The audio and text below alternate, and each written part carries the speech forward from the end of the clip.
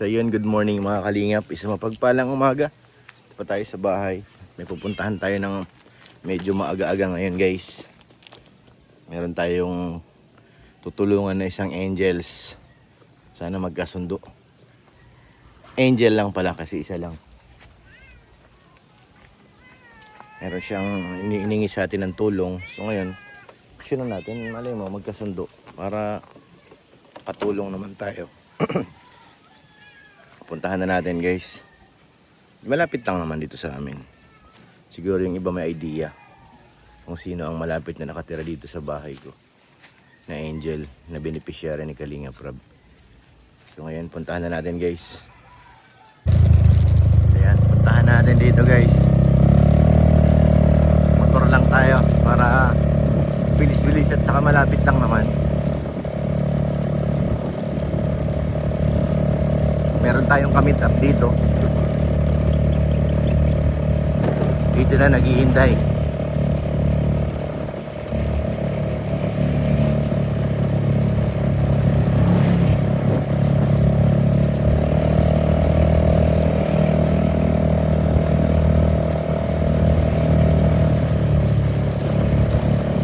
Dito ba?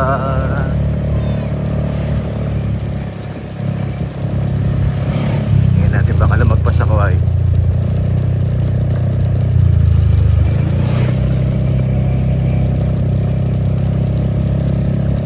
Nakamotor yun ng ating gamit up.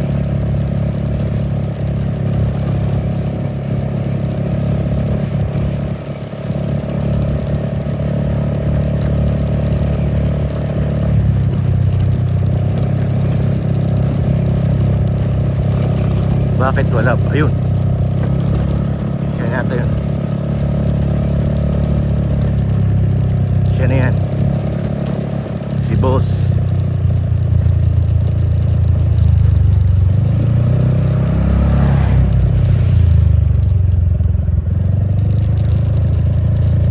Boss! Tayo sa kabila. Saan magmumula? Dito pa? Punta doon. Survey natin. Tatay nagsusukat na guys. Walking lang ang panukat niya para malaman kung ilang service drop ang papasok dito.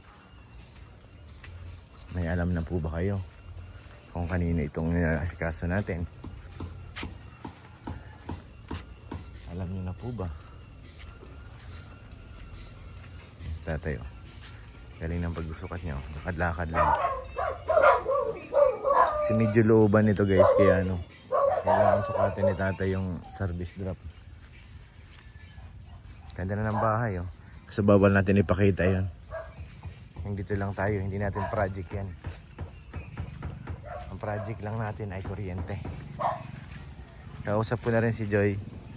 Almost kompleto na naman ng requirements, kaso mahirap lang magpa-approve. Kaya tumawag tayo ng ating kaibigan. Siya rin po yan, si Tatang, yung naglakad doon kay Carla, kay Jomar, tsaka sa bahay.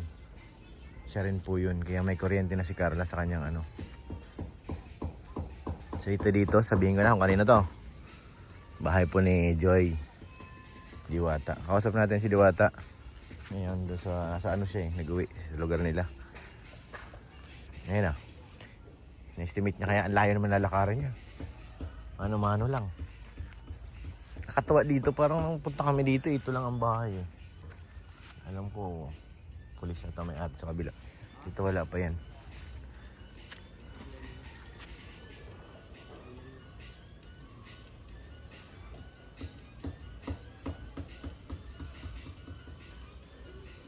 Service drop.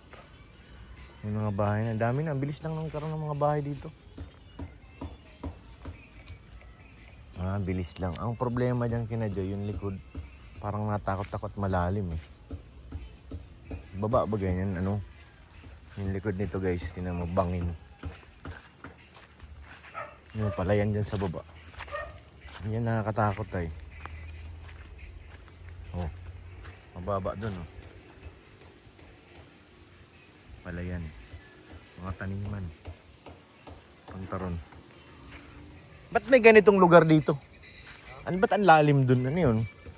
Tinambakan lang ito? Sadyang ganito na talaga. Ang baba dun yun. 89 89 meter. meters. Hanggang doon na lang sa may poste. Oo. Ay, dito lang ang poste. Hindi, doon. Sa kalsada pa. Yun, oh. Ah, siya yan. Nakadirekta pala ito. Ay. So yan guys, tapos na po mag-usap nila si Kuya. Kita na rin natin yung bahay ni Joy Diwats. Ang ganda pala guys.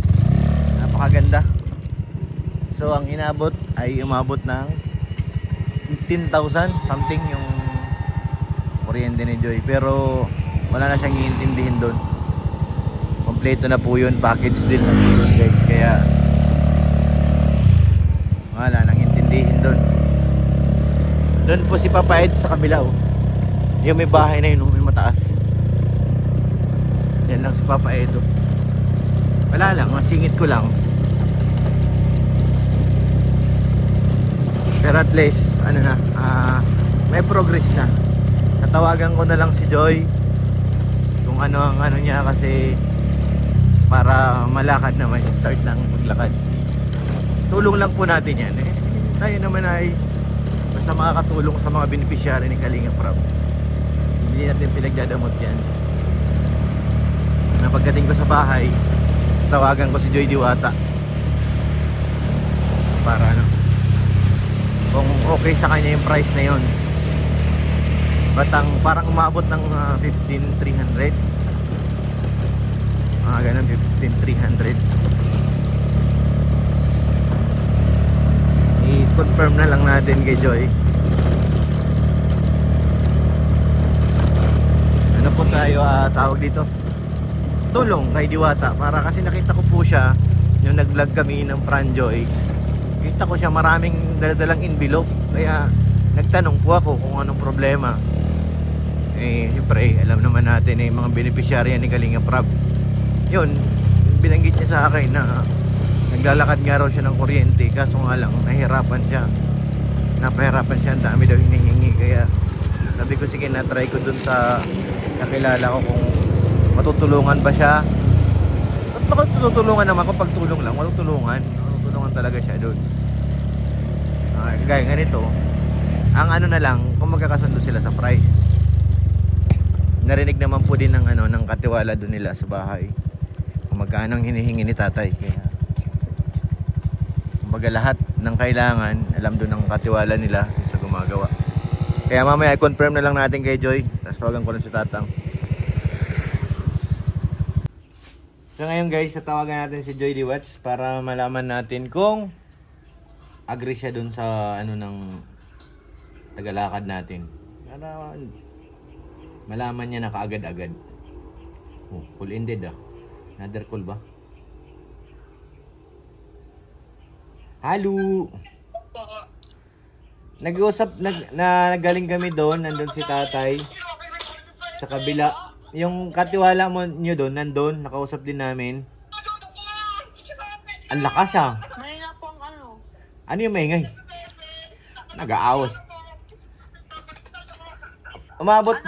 Umabot binang ano, yung sa service drop is 4,000, 3,000. Ganun. Basta ang total niya, umabot ng 15K. Opo. 15,000 ang inabot. Sige po. Dali lang ha.